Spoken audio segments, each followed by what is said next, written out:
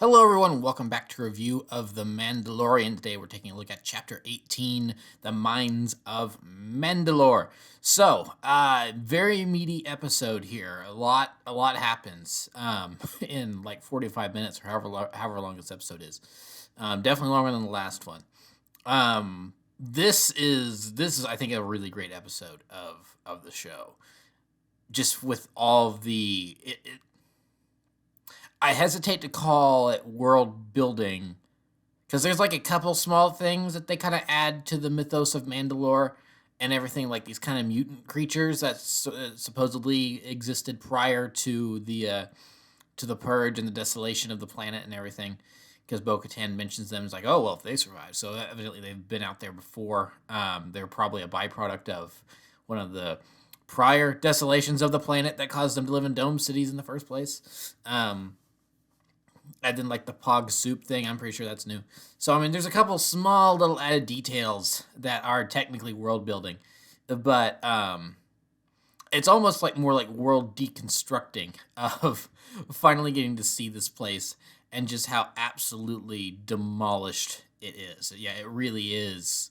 The Empire really did finally do a number to this place where it's like if the Mandalorians themselves said we can't rebuild from this, it's bad, and we finally see how bad it is to see Sundari, which saw its fair share of destruction in the Clone Wars, in a manner of different ways, really, between corruption being more of a metaphorical destruction, and then of course like actual explosions, like the Death Watch bombing things, and then there being a couple shootouts, and then of course the full-on siege of Mandalore in the twilight days of the Clone Wars.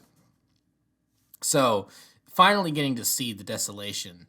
The comment of between Din and Bo-Katan, it's crazy how much destruction there is because it's only been, I don't know, 10 years since the planet has been like this, and yet it seems like it's been 100. So it's crazy the amount of destruction there is, and with no one there to clean up what's left.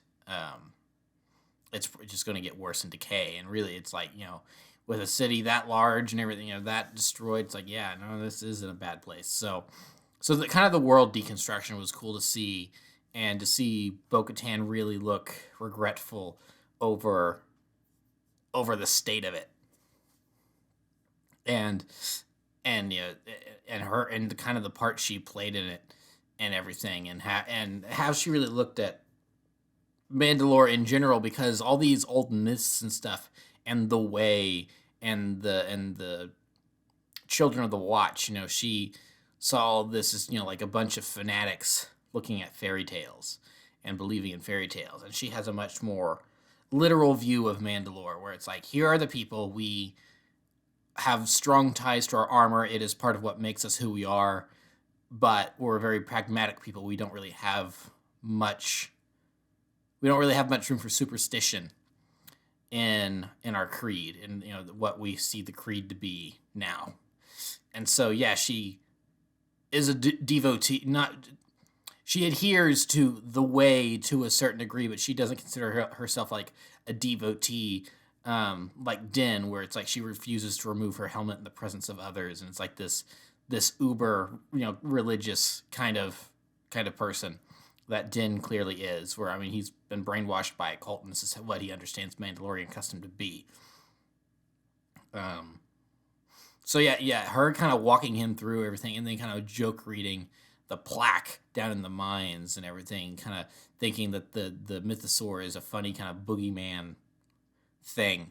That's like, she probably appreciates the legend from a cultural aspect of like, oh yeah, this is one of our legends and whatever. It's like George Washington and the cherry tree almost for us Americans, where it's like, yeah, no, this isn't a thing that was ever real, but it's a nice little parable to tell children, to teach them not to lie or whatever. It's like the mythosaur is like, yeah, no, it's this thing to really tell the galaxy how tough we are because we destroyed all the mythosaurs and they were so huge and dangerous, and it's like we as a society long ago crushed them, and so don't mess with us because we'll crush you like we crushed the mythosaur, and look at what the mythosaur was.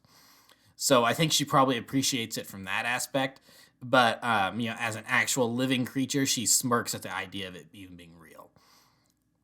So really, and I find it so funny how the longer this show goes on, Din has gone from being the main character to he's not a side character, but he's no longer the single protagonist in the show because you add Boba Fett to it, and he's got his own thing going on. Then the Book of Boba Fett is a spinoff, and then their stories overlap. And then now with Bo-Katan being introduced and everything, it feels like she's almost a co-protagonist. That they're now dual protagonists. Like after the end of this episode, it feels like they're going to go on some sort of big journey together. Uh, that like the whole rest of the season, because we don't really know too much about what this season's supposed to be about. We know that Din's trying to redeem himself in the eyes of the Children of the Watch and the Armorer, but that's basically it. Everything else we've been able to glean from this season has been like little just piecing together the trailer footage and everything. And this whole redeeming himself by bathing in the living waters in the mines of Mandalore, we got that. We're 2 episodes in of 8, and we've got that. So what the heck is the rest of the season going to be? Now, again, this is one of those things where it's like we can guess based on trailer footage, but it looks like one of the 2 of these people, are going to reunite the Mandalorian clans. And there's definitely evidence to support it being Bo-Katan or Din Djarin, one or the other. Because for starters, the show is The Mandalorian. Din's been in it from episode 1. He is the central title character. He's on all the posters. Blah blah blah. And now he's got Grogu by his side now, so you've got the father-son dynamic. So and he has the moment in this episode where he's talking to Bo, and he's because she's kind of chastising him for being so adherent to the way, and he's like, well, without it, what are we? We gotta, people started straying from the way, and it's fractured our society. We're scattered to the stars, we're as far apart as there are stars in the galaxy. And he's got a point, because Mandalore being fractured is what led to its downfall. The planet gets blitzed, the new Mandalorians take over, and they're all pacifists, which was a mistake, because then they just roll over and show their belly to the to whoever wants to invade or whatever. Because we saw what happened when Maul got the Shadow Collective together, and they and kind of secretly invaded Mandalore and started causing ruckus and stuff.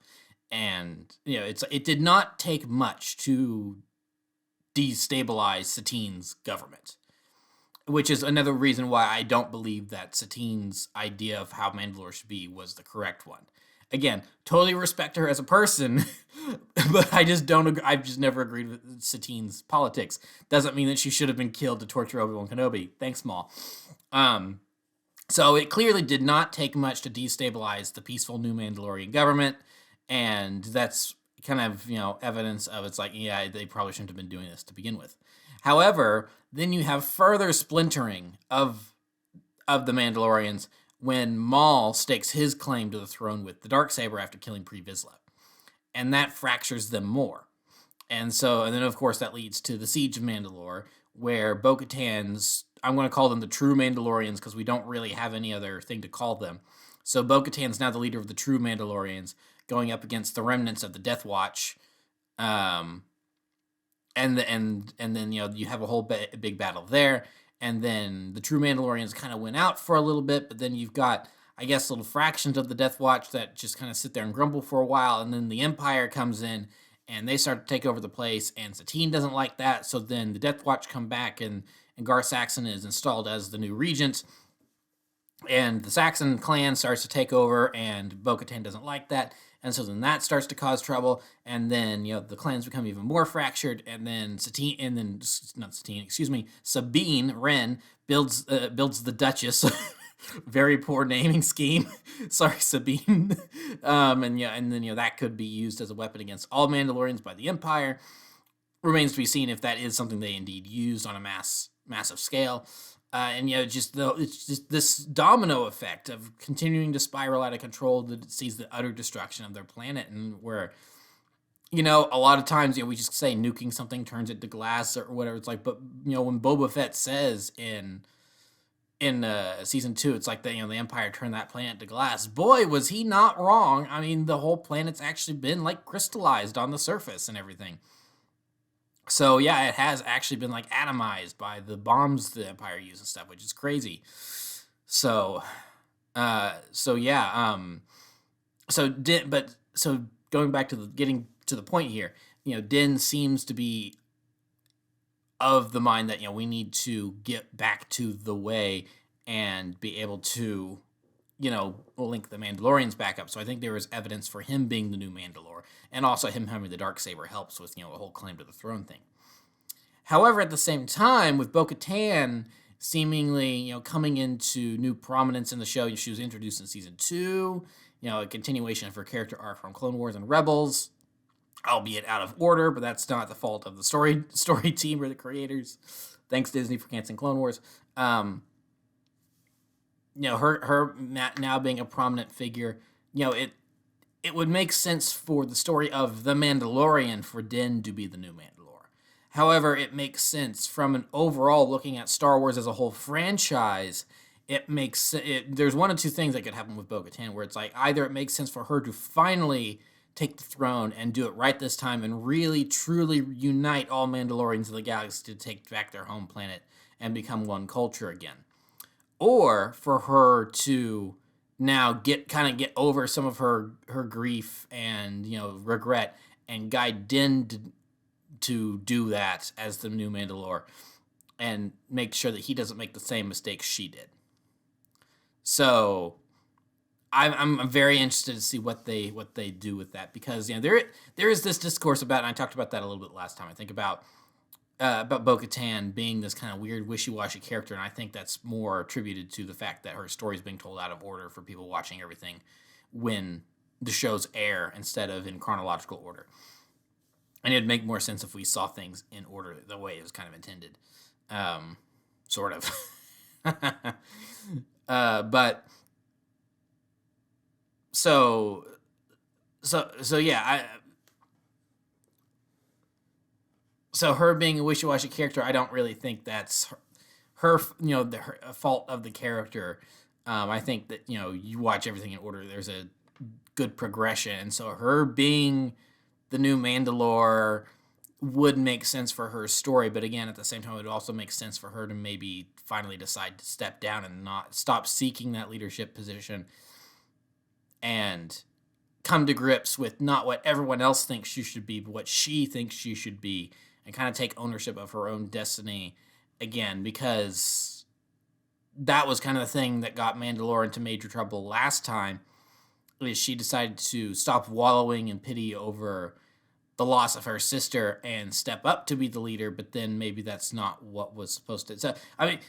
Yeah, there needs to be a scene at some point in this season. I talked about this last time, I know, where it's like, yeah, she like explains all of this, and it's like, so we can really get a good look into her psyche. And we got a little bit of that here, but I don't know, just the way she fought in this episode, the skill and the ease and everything. If she's not supposed to be a mentor for Din Djarin, then yeah, no, she totally is the one that deserves to have the Darksaber and actually lead the Mandalorians. And also, I don't know, other than just making sure that Mandalore is united, I don't know if Din actually wants to be a leader. He hardly wants to be a main character, because every time something pops up from Star Wars that we know about, he's like, I have no idea what a Jedi is. Please explain this to me. It's like, dude, you live in Star Wars. You should know about the legends of the Jedi. But that's, part of the point, is that, yeah, the Jedi are kind of this mythical thing, and that idea that they actually existed is more of a myth than anything else. So but again, that would maybe also play into his story, that maybe he needs to. So I don't know. I'm very curious what they're doing with these two characters, because it seems like they might be, they might be being propelled forward as to dual protagonists. So yeah, I'm very eager to get back to the rest of the story with this next episode and see where we go from here. So yeah, I think that's really all I have to say about the story. Just a couple of quick things about about some small details. Finally seeing a mythosaur for real, and not just in what's supposed to be artistic renderings from people in universe. And visual encyclopedias and stuff is really, really cool. I wonder if we're going to see it more at the beginning of the next episode, like if they have to fight it off or something. Because boy, is that a cliffhanger ending, or it could just cut and they're like, yeah, no, we and they're on the surface and they're like, so that was a mythosaur, and they're like having to process it or something. So I'm curious what they're going to do with that. That was cool. R5D4 being around, really, really fun. Of course, his maybe the fact that he has a bad motivator is he's just a very skittish droid. So he's like, so in A New Hope, he's like, oh, new owners, I hope I don't, I hope I don't, make them mad or anything. And he blew a motivator over it. That would be, I think, kind of funny. Or maybe he's skittish because he blew a motivator that one time and it's made him a little bit of a scaredy droid since. That'd be funny, I think. Grogu being awesome. The moment Din's in trouble, he leaps into action. He tries to help, and then when that doesn't work, Din tells him to go find Bo-Katan, and he just jets off in his little pod. Very brave. He's such a good boy. The cutest, goodest of boys. We love Grogu. He must be protected at all costs. But he can take care of himself now.